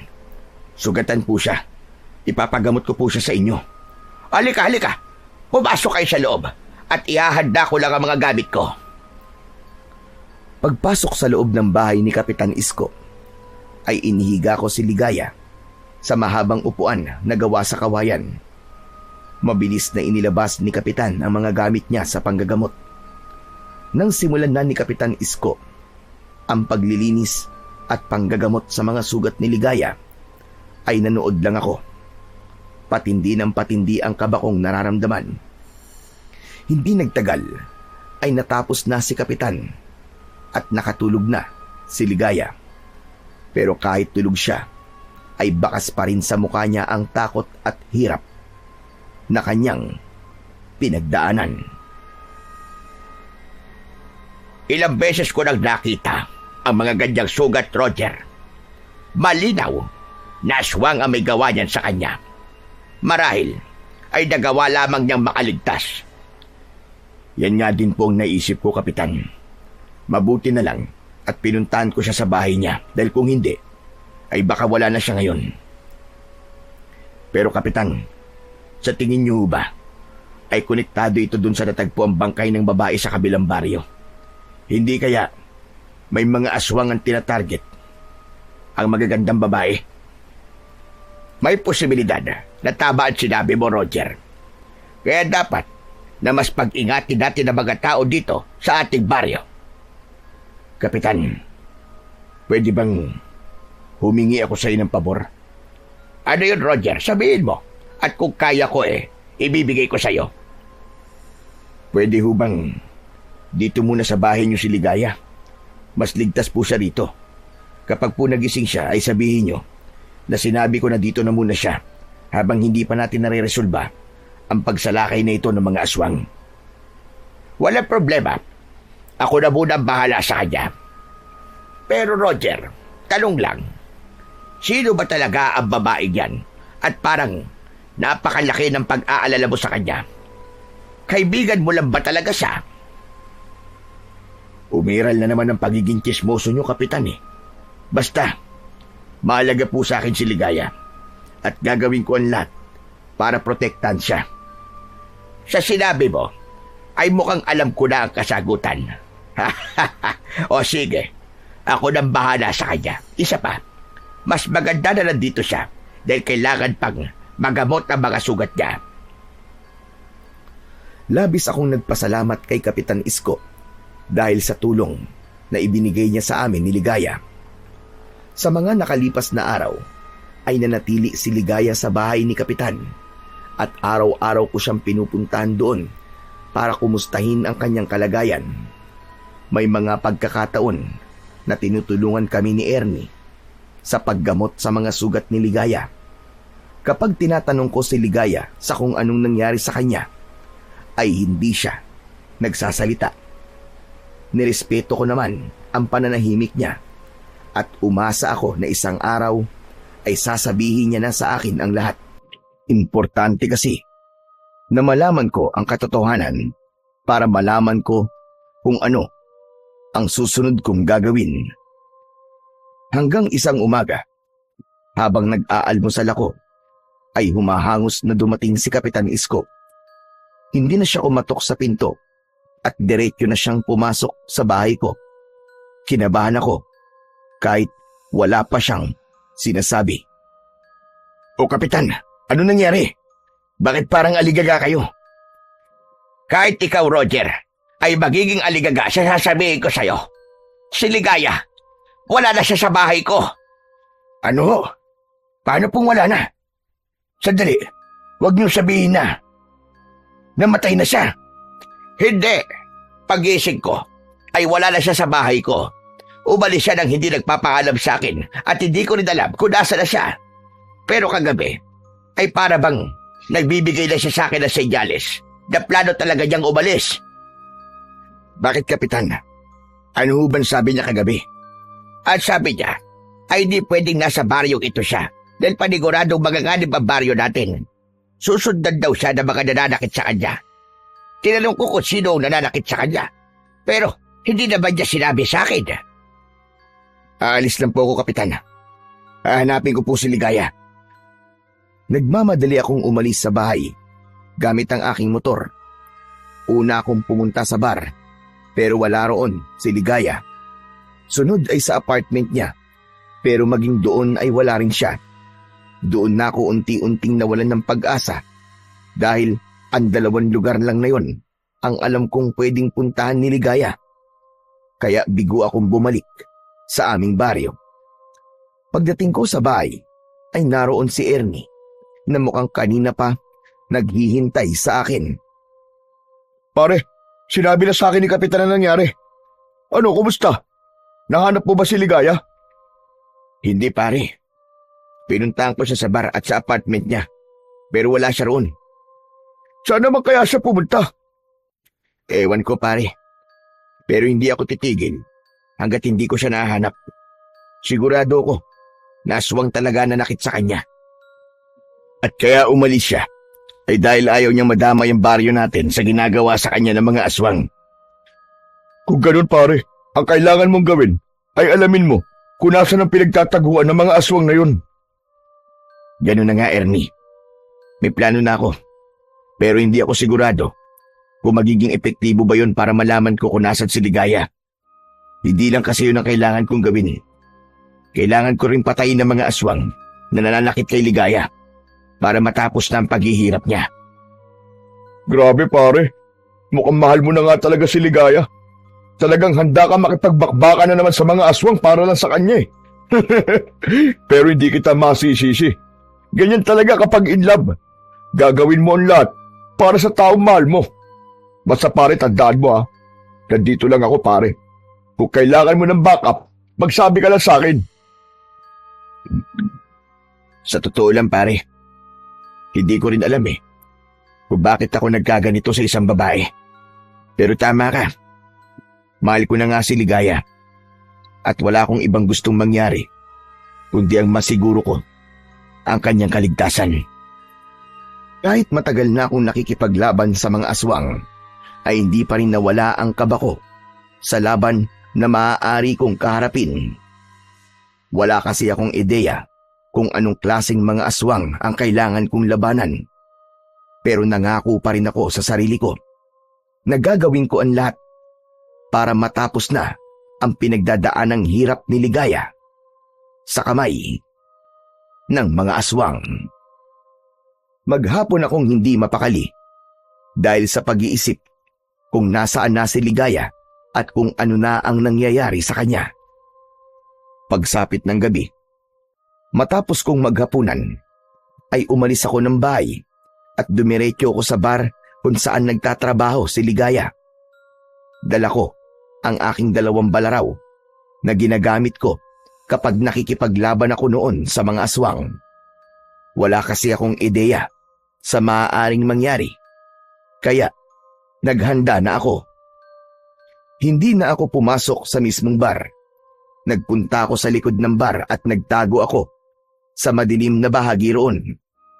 Matyaga akong naghintay dahil malakas ang pakiramdam ko na sa gabing yun ay makikita ko si Ligaya. At hindi nga ako nagkamali. Pagsapit ng 12:00 ng hating gabi ay dumating ang van na sinasakyan ng mga lalaking kumuha kay Ligaya. Naghintay pa ako ng ilang sandali at dumating na si Ligaya. Sa galaw niya ay halatang iniinda pa rin niya ang mga sugat niya. Sumakay agad si Ligaya sa van at mabilis yun na umalis.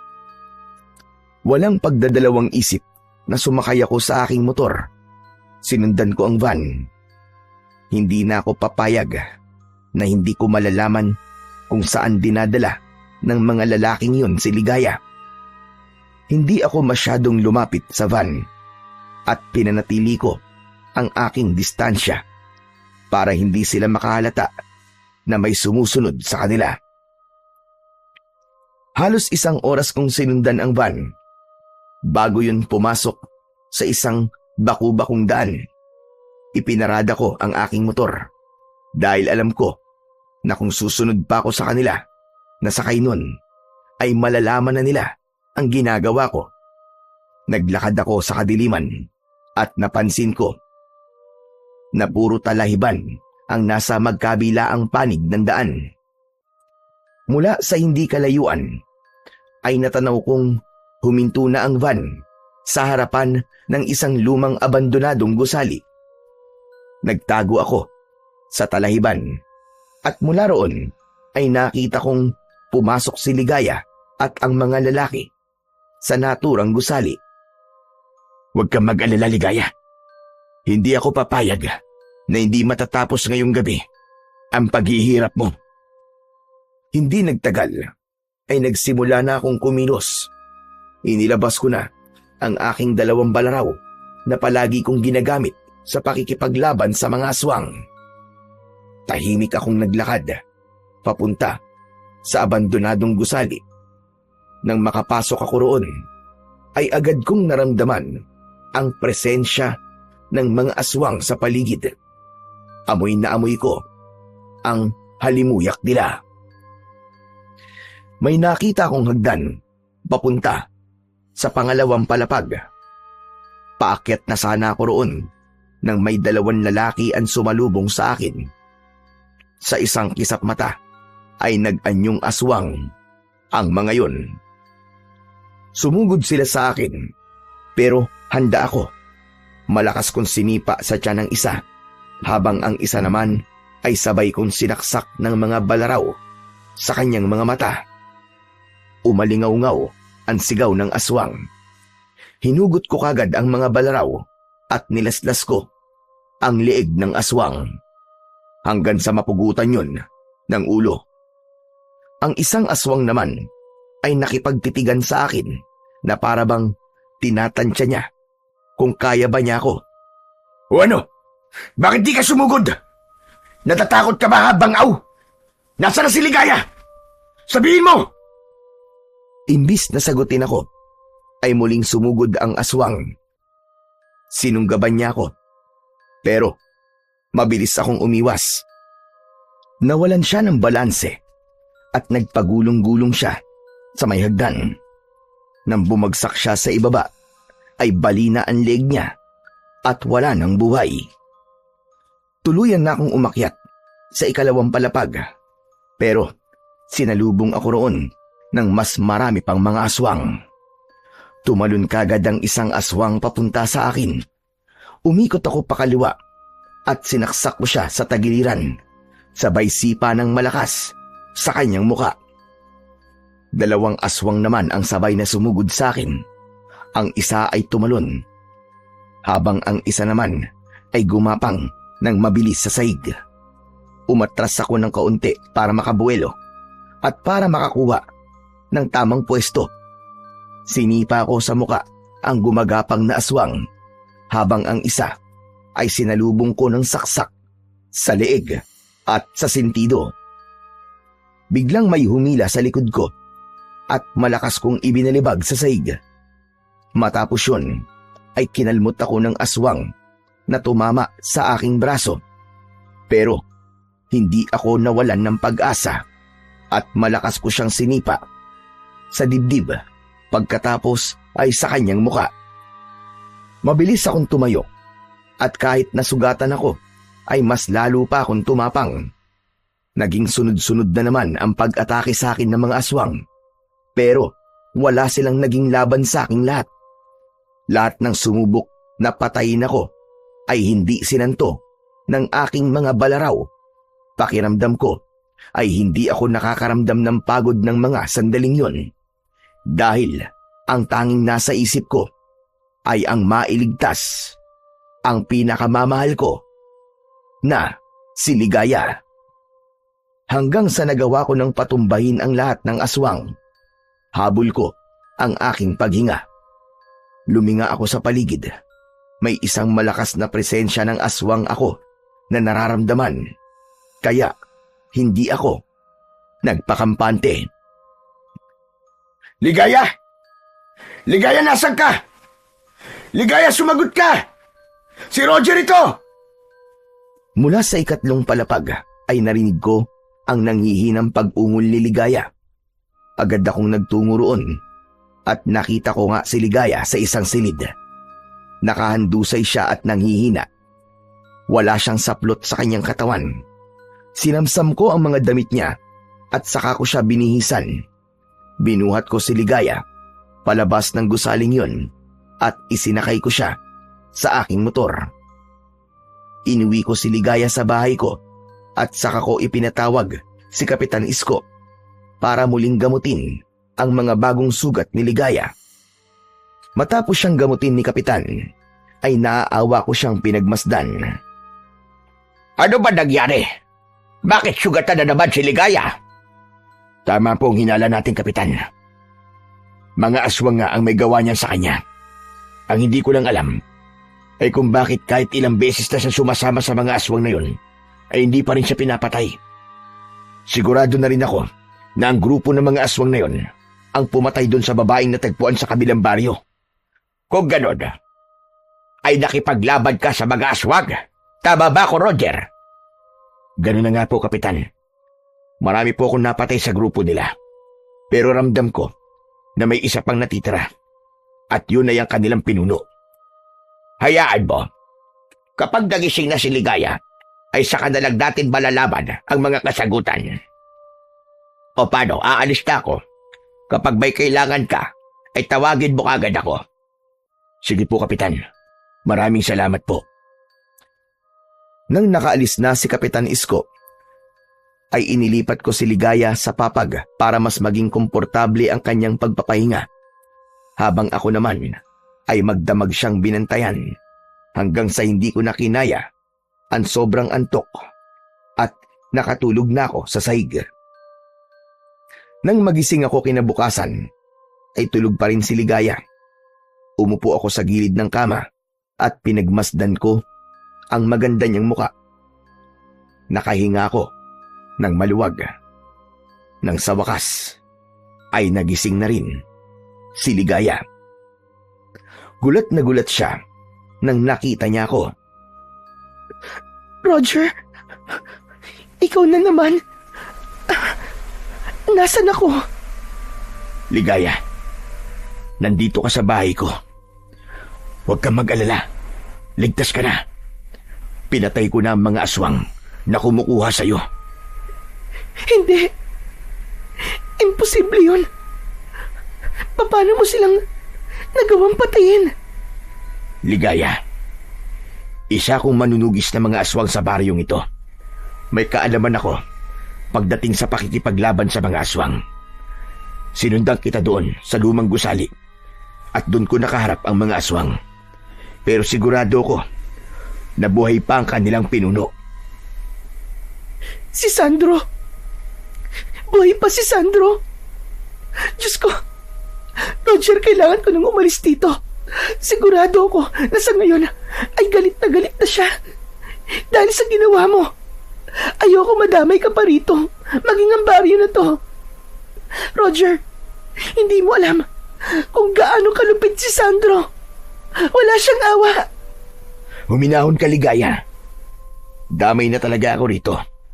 Kaya wala nang silbi kung aalis ka. Pero tulad ng sinabi ko, hindi lang ikaw ang madadamay, pati na ang baryo nyo. Maghihiganti siya sa inyo, Roger. Hindi ka na kasi dapat nakailam pa. Hindi ako pwedeng hindi makialam. Dahil mahal kita, Ligaya.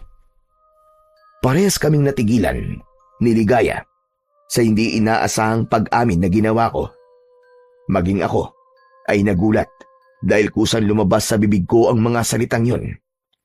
Doon ko naisip na wala na akong magagawa kundi ang panindigan ang aking sinabi. Alam kong wala kang tiwala sa mga lalaki. Pero mahal kita, Ligaya. Yun ang totoo. Ginawa ko lahat ng ito dahil sa pagmamahal ko sa'yo. Kaya nakikiusap ako sa'yo. Nasabihin mo sa akin kung ano ba talaga ang nangyayari sa'yo. Matagal na nakatingin si Ligaya sa akin na para bang nag-iisip siya kung dapat ba niyang sabihin sa akin ang lahat. Hanggang sa nagsalita na siya. Ang grupo ni Sandro ay isang sindikato ng mga aswang. Kumukuha sila ng mga babaeng kagaya ko para ibenta sa mga aswang na gustong magparami ng kanilang lahi. Pinagsasamantalahan nila kami ng paulit-ulit hanggang sa makabuo na sila. At kapag nakabuo na sila at nanganak na kami, ay doon nila kami papatayin. May ilang aswang na kapag nainip na sa tagal na hindi sila nakakabuo, ay pinapatay din nila ang biktima nila. Wala akong magawa, Roger. Dahil palagi nila akong tinatakot na kapag hindi ako sumunod sa kanila, ay papatayin nila ako. Kung ganun, ikaw ang napili ni Sandro na magdadala ng kanyang lahi, ganun ba? Tama ka, Roger. Akala ko nung una ay normal na customer lang siya. Nagulat pa nga ako kasi napakalaki ng binayad niya sa akin nung una. Hanggang sa nalaman ko na kung ano talaga siya. Napakahayop niya. Demonyo siya. Maraming beses niya na akong pinagsamantalahan. Marumi na nga akong babae, pero mas lalo pa niya akong dinumihan. At kagabi, balak niya na akong patayin kasi naiinip na siya at hindi pa rin ako nakakabuo. Maraming salamat dahil dumating ka. Salamat sa pagliligtas mo sa akin, Roger. Pero natatakot ako. Sigurado ako na idadamay ka niya at ang baryo niyo. Ayokong ako maging dahilan para magkaroon ng kaguluhan dito sa lugar niyo. Huwag kang mag-alala, Ligaya. Dahil hindi ako papayag na magtagumpay si Sandro sa gusto niyang gawin sa'yo. Poprotektahan kita at ang baryo namin laban sa kanya. Natatakot ako, Roger. Nang tuluyan ng umiyak si Ligaya, ay mahigpit ko siyang niyakap. Gumanti siya ng yakap sa akin at naramdaman ko ang labis na panginginig ng kanyang katawan. Hindi na ako nagsalita pa. Alam ko na walang salita ang makakapagpakalma kay Ligaya dahil mas kailangan niya ng sandaling yon ng kahit isang tao na ipararamdam sa kanya na meron siyang kakampi. Nang mga sumunod na araw, ay nanatili si Ligaya sa bahay ko. Tanging sina Ernie at Kapitan Isko lamang ang pinagsabihan ko sa bagay na yon. Ngunit mas lalong pinag-ingat ni Kapitan Isko ang mga tao sa maaaring pagsalakay ng mga aswang. Hanggang isang gabi, nagulantang ang lahat nang marinig namin ang takot na pagsigaw ng mga tao. Sumilip ako sa bintana at doon ko nakita ang isang matangkad na aswang na nakatayo sa harapan ng aking bahay. Ligaya, sa tingin ko, nandito na si Sandro. Anong gagawin natin, Roger? Wala tayong laban sa kanya. Huwag ka mag-alala. Akong bahala sa kanya. Hindi ako papayag na makukuha kanyang muli. Lumabas ako, nadala ang aking 2 balaraw. Huminto ako ng ilang dipaan layo kay Sandro. Nakakatakot ang kanyang itsura. Nanlilisik ang mga mata niya at nagngangalit ang kanyang mga ngipin. Alam kong ikaw ang kumuha kay Ligaya. Ilabas mo siya. Kailangan niyang mamatay dahil wala sa silbi. Kung ako sa'yo, ay umalis ka na. Dahil hindi ko ahayaan na makuha mo si Ligaya. Sino ka ba para sabihin sa akin kung anong dapat kong gawin? Kung gusto pa mabuhay, ay ibigay mo na sa akin ang babaeng yan. Sino ako? Gusto mo ba talagang malaman kung sino ako? Ako lang naman ang umubo sa mga alagad mong aswang. At ako rin ang tagapagtanggol ng baryong ito mula sa mga kagaya mo na halang ang kaluluwa. Hindi ako natatakot kahit sino ka pa. Kung ganun, humanda ka sa iyong kamatayan! Sa isang kisap mata, ay nasa harapan ko na kagad ang pinuno ng mga aswang na si Sandro. Labis akong nabigla sa bilis ng kanyang paggalaw. Sinubukan ko siyang saksakin ng aking balaraw, pero naunahan niya ako. Bumaon ang matutulis niyang kuko sa aking dibdib at sa kanya ko malakas na itinulak. Napaupo ako sa lupa at bago pa ako makatayo, ay pumaibabaw na siya sa akin. Kakalmutin niya sana ako sa muka, pero agad kong itinarak ang isang balaraw sa kanyang palad. Sinundan ko agad yun ng saksak sa kanyang muka. Malakas na napasigaw si Sandro. Itinulak ko siya at nang mawala siya sa ibabaw ko, ay agad akong tumayo. Walang hiya ka! Ikaw lang ang nakasugat sa akin ng ganito! Magbabayad ka! Hindi lang sugat ang makukuha mo sa akin, kundi ako rin ang magdadala sa iyo sa kamatayan! Tumakbo ako, palapit kay Sandro. Ngunit bago ko pa siya malapitan, ay nawala siya sa kanyang kinatatayuan. Luminga ko sa paligid, pero hindi ko siya nakita. Pinalakas ko ang aking pakiramdam. Umikit ako, at habang pinapakinggan ko ang aking kapaligiran, may naramdaman akong presensya mula sa aking itaas. At nang tumingala ako, ay nakita ko si Sandro na mabilis na bumubulusok pa ibaba habang nakaumang ang matutulis niyang mga kuko. Iniwasan ko si Sandro at nang bumagsak siya sa lupa, ay sabay kong itinarak ang balaraw ko sa kanyang dibdib. Siniguro ko ng mga sandaling yon na tinamaan ko ang kanyang puso dahil yon ang kanyang kahinaan. Ngunit tila mas lumakas si Sandro dahil sa labis na galit. Malakas siyang sumigaw at nang akmang susunggaban na niya ako, ay biglang sumugod ang mga tao papunta kay Sandro. Kabilang doon sina Ernie at si Kapitan Isko. May mga dala silang itak at mga matutulis na sibat. Nang humarap si Sandro sa mga tao, ay wala na siyang nagawa nang pagtulungan siya ng mga yon. Walang tigil nilang sinaksak at pinagtataga si Sandro. Hindi ako makapaniwala sa aking nakita dahil yun ang unang beses na tinulungan ako ng mga tao sa pakikipaglaban ko sa mga aswang. Marahil ay nakita nila kung gaano kalakas si Sandro at naisip nila na kailangan nila akong tulungan. Nang huminto ang mga tao, ay hindi na gumagalaw si Sandro. Wala na siyang buhay at naliligo na siya sa kanyang sariling dugo. Maraming salamat sa inyo mga kasama. Hindi ko inakala na tutulungan niyo ako sa labang ito. Dapat lang natulungan ka namin, pare. Maraming beses mo na kaming tinulungan eh. Kaya ito na ang pagkakataon namin para naman makabawi sa'yo. Muli ako nagpasalamat sa lahat. Bago ako bumalik sa loob ng aking bahay, naabutan ko si Ligaya na nakasiksik sa isang sulok habang yakap ang kanyang sarili. Nilapitan ko siya at napapitlag siya nang hawakan ko ang mga balikat niya. Roger! Roger, ikaw pala! Diyos ko! May sugat ka! Ayos lang ako, Ligaya. Malayo sa bituka to. Pero tapos na, Ligaya. Wala na si Sandro. Tinulungan ako ng taong bayan na patayin si Sandro. Totoo ba yung sinasabi mo? Oo, Ligaya. Hindi mo na kailangan matakot. Mabubuhay ka na ng payapa at normal. Diyos ko! Maraming salamat, Roger! Maraming salamat! Hindi na napigilan pa ni Ligaya ang mapaiyak sa labis na kasiyahan. Maigpit niya akong niyakap.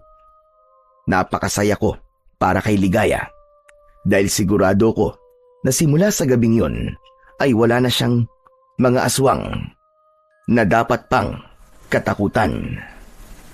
Matapos ang pangyayaring yun ay bumalik na kami sa normal naming mga buhay.